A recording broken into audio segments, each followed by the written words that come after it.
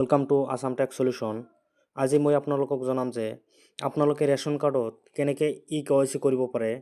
All India আপোনালোকে কেনেকৈ e-KYC কৰিব পাৰে ৰেচন কাৰ্ডৰ। আপুনি ঘৰতে বহি ৰেচন কাৰ্ডৰ ই-কেৱাইচি কৰিব পাৰে।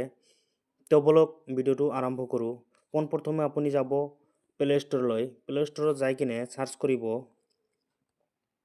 এক ছেকেণ্ড, মই প্লে ষ্ট'ৰত আহিলোঁ। আহি কিনে ইয়াত চাওক চাৰ্চ অপশ্যন আছে ন, সেইটোত আপোনালোকে ক্লিক কৰি দিব। ক্লিক কৰি দিয়াৰ লগে লগে চাৰ্চ অপশ্যনত আপুনি চাৰ্চ কৰি দিব ৰেচন কেৱাইচি বুলি। চাৰ্চ কৰিলে ইয়াত চাওক মেৰা ই-কেৱাইচি বুলি এটা এপ আছে, গভৰ্ণমেণ্টৰ হয়, নেশ্যনেল ইনফৰমেশ্যন এণ্ড চেণ্টাৰ। তো আপোনালোকে এইটোত ডাউনলোড কৰি অ'পেন কৰি ল'ব। অ'পেন কৰাৰ লগে লগে এনেকুৱা ইণ্টাৰফেচ আহিব। ইয়াত আপোনালোকে এলাও ক্লিক কৰি দিব। তাৰপিছত আকৌ আপোনাৰ কেমেৰাৰ পাৰ্মিশ্যন বিচাৰিব, সেইটো আপুনি এলাও কৰি দিব। তাৰপিছত ডাইৰেক্ট এনেকুৱা অপশ্যন আহি যাব। ইয়াত চাওক অল ষ্টেট ইয়াত আছে, আপোনালোকৰ যিমানবিলাক ষ্টেট আছে সেইখিনি আছে। তাৰপিছতো 2-3টা ষ্টেট এৰি গৈছে, যেনেকুৱা উত্তৰ প্ৰদেশ আছে আৰু 2-3টা ষ্টেট নাই ইয়াত। চ' ফ্ৰেণ্ডছ, মই এতিয়া আসামৰ কাৰণে দেখাই আছোঁ।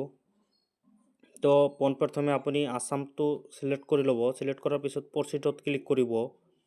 ক্লিক কৰাৰ লগে লগে ইয়াত ফ্ৰেণ্ডছ চাওক আসাম ই-কেৱাইচি ফেচ ই-কেৱাইচি, মানে ফেচ যিটো RD এপ আছে আৰু এটা বেলেগ এপ ডাউনলোড কৰিব লাগিব। আকৌ আপুনি প্লে ষ্ট'ৰত গুচি আহিব। আহি কিনে ফেচ RD বুলি চাৰ্চ কৰি দিব। চাৰ্চ কৰি দিয়াৰ লগে লগত চাওক এইটো আধাৰৰ অফিচিয়েল এপ হয়, এইটো আপোনালোকে ডাউনলোড কৰি ল'ব। মই ইনষ্টল কৰিছোঁ এইটো। তাৰপিছত আকৌ এইটো এপত আহিব। আহি কিনে আপোনাৰ আধাৰ নাম্বাৰ যিটো আছে সেইটো ইয়াত এণ্টাৰ কৰি দিব। চ' ফ্ৰেণ্ডছ, মই মোৰ আধাৰ নাম্বাৰটো এণ্টাৰ কৰি আছোঁ।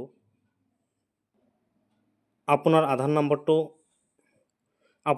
নাম্বাৰটো ইয়াত এণ্টাৰ কৰাৰ পিছত চাওক ফ্ৰেণ্ডছ এনেকুৱা আপোনাৰ